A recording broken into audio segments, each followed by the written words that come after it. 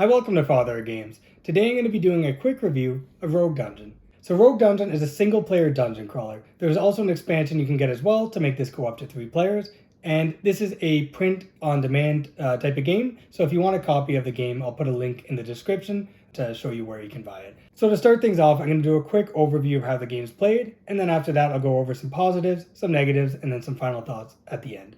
So with that, let's take a quick look at how to play. In Rogue Dungeon, you are a wandering adventurer, exploring dangerous dungeons that will increase in difficulty as the game progresses. Your skills will be put to the test as you attempt to progress through 5 dungeons. Upgrade your character and find the weapons you need to have any hopes of defeating the boss that awaits you at the end of the last dungeon. Do you have what it takes, or will you turn out like so many that have gone before you, whose dust and ashes now make up the foundations of the dungeons you so foolishly choose to explore? Place the game mat in the center of the table. Organize the monster and boss cards by the levels shown on their backs and place the level 1 cards on the board here and the rest close by. Randomly choose 5 dungeon cards and place them in a stack on the board here, putting your meeple on the stair symbol of the top card. Add the specialty loot deck here and shuffle the regular loot deck, placing them beside them. Next, organize the room cards by the different gem colors on their backs and place them face down near the board here. Next, choose a hero. Place their card here and grab their 7 starting cards along with the 3 camping gear cards, placing the 10 cards on your board. On your character, you'll notice some starting skill levels. The first 4 are tracked with a counter on the top of your board here, and the remaining skills take a number of tokens matching their value, adding them to your board here. And with that, you're ready to embark on your quest. Gameplay is broken up into 3 phases. The first phase is the exploration phase. Slide your meeple to an adjacent unexplored room of your choice and flip over the top room card from the matching colored room deck. The drawn card is resolved in the second phase of your turn, which is the resolution phase. Room cards will instruct you to do a variety of different things to resolve them, either by adding enemies to the board, initiating combat, adding items from the top of the deck available for trade, or different hazards that you'll have to try to overcome. Hazards will typically require a skill check, in which case you roll a 10-sided die, and if the value you rolled is equal to or lower than the value of the skill being tested, then you pass.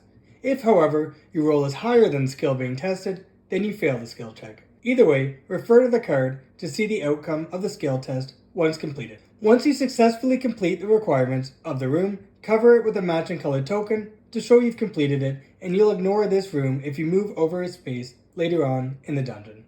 The one exception to this is persistent rooms. Some rooms show this gem icon representing persistent rooms, in which case you place the matching colored token on the room card instead of on the dungeon, and you resolve it each time you enter that room. When you reach the exit of a dungeon, you may progress to the next one by discarding the monster cards, adding the new ones from the next dungeon, and removing the dungeon card. Advance the marker on the track and place your hero on the stairs and continue on your journey. After the resolution phase, move on to the rest phase, where you clean up all non-persistent rooms and you have the option to camp, spending a camping gear card, and healing rooms. Speaking of rooms, let's take a quick look at how the combat works. During combat, choose an enemy to attack and roll the d10. Add the numbers to the attribute value matching the one on your chosen weapon, and if those values added together are greater than the enemy's attack value, then you've hit the enemy and apply damage. If that value is equal to the monster's attack value, then apply damage to you and the enemy. And if your attack value was lower than the monster's, apply damage only to your hero. The amount of damage you receive is shown on the monster cards here, and the amount of damage you deal is the value of how many weapons you have of the matching type, which can't ever exceed your lowest skill. So in this case, I would deal 4 damage because I have 4 weapons showing the intellect skill, but since my strength is only at 3, then I would only deal 3 damage instead. If, after applying damage, you and the enemy are still alive, then proceed with another round of combat the same way until one of you are defeated.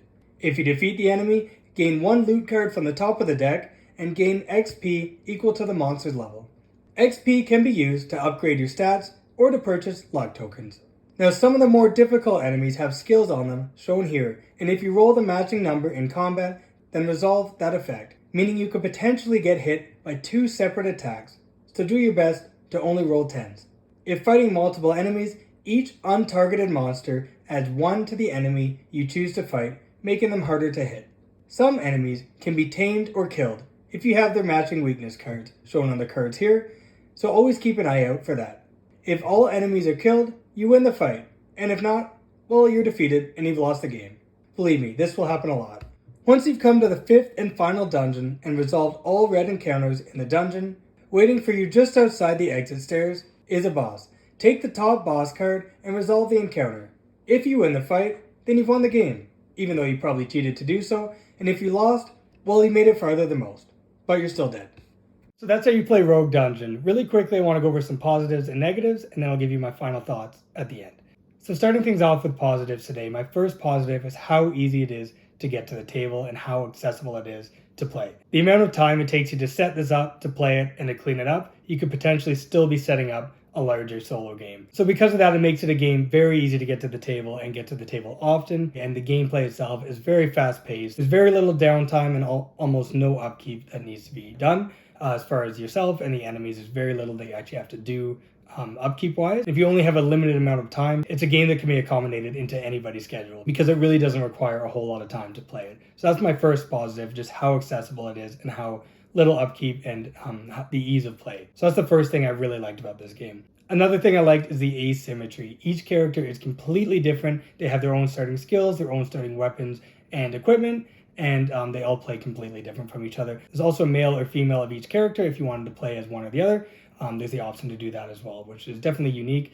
For each class, there's the option for one or the other. So that was very unique. And I like that the characters do feel very well balanced, at least as far as I could tell. They were all very different from each other in their skills and their starting abilities and everything like that. But they did feel well balanced, and they each have their own kind of strengths and weaknesses. For such an easy game, they didn't necessarily need to add that in, but I'm definitely glad they did, and I think they did a very good job with that. Another positive I had was the large variety of equipment and enemies that you're going to be fighting. You're not going to be fighting the equipment, but equipment that you can find and items that you can find, and then the enemies that you are going to be encountering.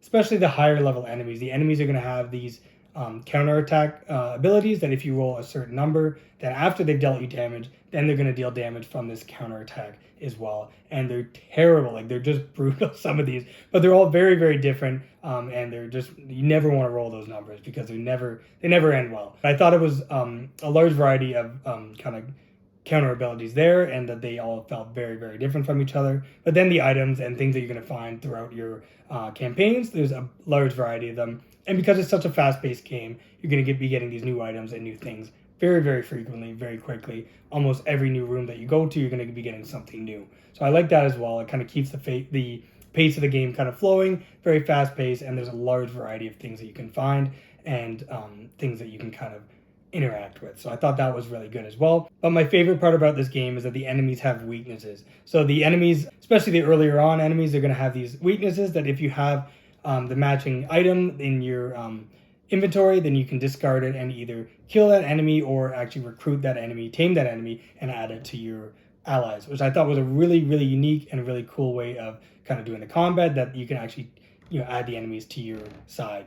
So that was really unique. Once the enemies are your allies, I did find that there wasn't a large variety of different abilities. I found they all kind of work the same way, which I wish there was a little bit more done with that, where how they can all just kind of block one attack and then get discarded, kind of take an attack for you, or they can kind of improve a certain skill check. They can make one of your skills higher. They all kind of felt a little bit the same once they were added to your allies, but the enemies themselves are quite different, and the fact that you can tame them or kill them by discarding certain items, I thought that was really, really cool, and it really thematically a really unique kind of thing that they added in there too. So that was definitely my favorite part about this game. And now moving into something I was a little bit mixed on, and that is the components. So the majority of the components in this game are actually cards. There's a large number of enemy cards, skill cards, items, and just different types of cards. And I thought the artwork and the colors on them were fantastic. I thought the layout of the cards and the iconography on them I thought was really, really good. Very easy to follow, very vibrant, and just kind of the unique artwork on it kind of fit the theme of this kind of retro style dungeon crawler. So I thought those were all amazing as far as components go. And the board itself I thought was great. Again, the look of it, the colors of it, and how it's all laid out, I thought was very user-friendly, very easy to figure out kind of what's going on, where everything goes. And I thought the board itself, as far as it's laid out and how it looks, was great. The board itself, as far as quality goes, I didn't think was very good though. It was very, very thin, I think, to fit into this small box, but it was kind of hard to get it to sit flat on the table. You kind of have to counterbend it the other way, and I think over a number of games it might eventually break. So I found the quality with the board just to be a little bit lacking, but my biggest negative with the components was actually the tokens. So I understand this is a smaller company and it is a print-on-demand game. It's not mass-produced, so the cost, to produce a game is going to be a little bit higher because there's lots of people kind of paying for it. So I understand that the cost will be a little bit higher than a game that's kind of mass produced. But this isn't a cheap game, and for what you pay for, I thought the tokens could have been a little bit better. When I was punching them out, it kind of left a black residue on my hand that I had to keep wash off and then punch another one out, and that would leave a residue on your hand as well. Some people might not care about that. I just thought it was something that should have been improved upon, especially considering the price of the game.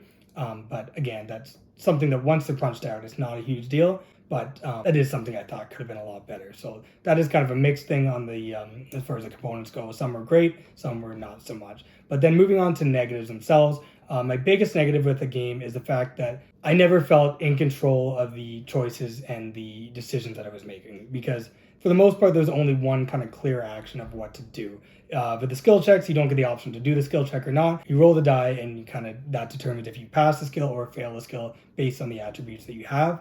And then for combat, unless you're fighting multiple enemies, there's no choice of whether to fight the enemy or to flee. You're just going to fight the enemy, roll the dice, and then you have a little bit of choice on kind of if you're going to discard certain weapons to prevent damage or things like that. So I thought there could have been more done with that. I felt like I wasn't ever really totally in control. I was just kind of going with the flow and kind of seeing how the game played out based on the rolls that I did and kind of the things that happened throughout the game. You do get the choice on what room to go to and stuff like that. There's no choice at all, but they kind of felt just very random. There was kind of no kind of strategically planning on where to go or kind of what to do. It was just see what happens kind of thing. And because of that, I felt like I was never really in control, and I just wish there was a bit more of strategy that could be kind of put in place for that. Another thing I didn't like was the amount of randomness with it. I don't mind dice rolling as a mechanic. I actually really do enjoy it if it's done kind of things added to it, like if you have a dice pool and you choose how many dice to use for a certain ability or attack, I like that. Or if there's a lot of ways to kind of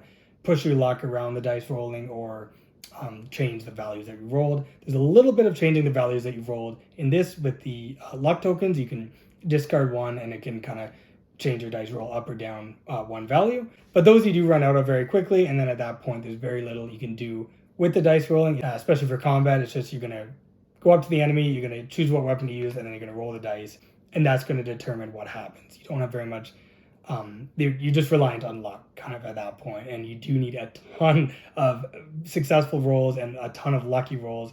So I played this game about 5 or 6 times so far. I've never beaten it yet, but I did get to the boss once, and I got absolutely annihilated once I got to that point. But I didn't feel like I did better that game because I was better at the game. It was just kind of luck of the draw. I had better rolls, I found better equipment. It wasn't really anything that I did. I was just kind of lucky, and that's why that I got as far as I did. So the game relies a little bit too heavily on luck, at least as far as I was concerned. I wish there was a bit more skill that you could do to kind of mitigate, or strategy that you can do to kind of mitigate the attacks or defense or the kind of things that you're doing throughout the game. I wish there was a little bit more done with that as opposed to just rolling a dice and seeing what happens on the outcome of what you've rolled. So that is something that I was a little bit frustrated with, especially at fighting the higher level monsters.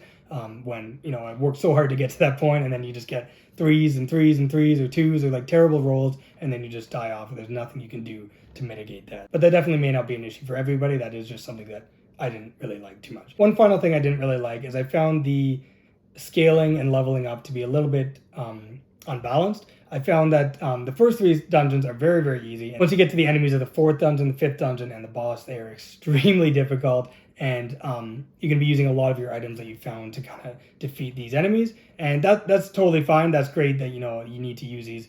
You need to get these equipment early on to be able to use them fighting these larger enemies. And that makes a lot of sense thematically. But the rewards for killing the higher level enemies, I think, should have been a lot better. So you're going to get XP regarding what level of enemy you kill. Level 5 monster is going to get you 5 XP, and a level 1 is only going to get you 1 XP. So there is you do get a bit more fighting the higher level monsters, but you only get 1 item from the top of the deck regardless of what enemy you were fighting. So you could lose 6 items fighting a level 5 monster and then pick up a rope or something that's not going to help you for the rest of the campaign. So I didn't like that. I think this could have been avoided by having 5 different level decks, and like the different level of monster decks, that when you progress to a different dungeon, you discard the items from that dungeon and then put a new deck. So like a level 2 deck for a level 2 dungeon, and they're going to be better equipment.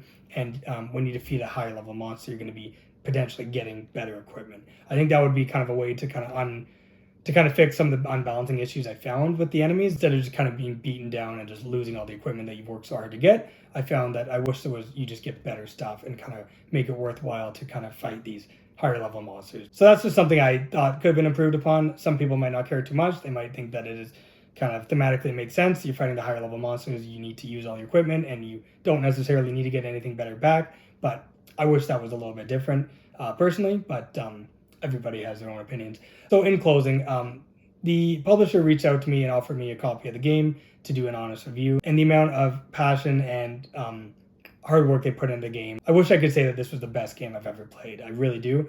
But in all honesty, I found it overall to just be okay. It's a game I definitely will play again, and I do intend to, especially because of the quick play time and the ease of playing. It's definitely a game that will definitely see play time in the future.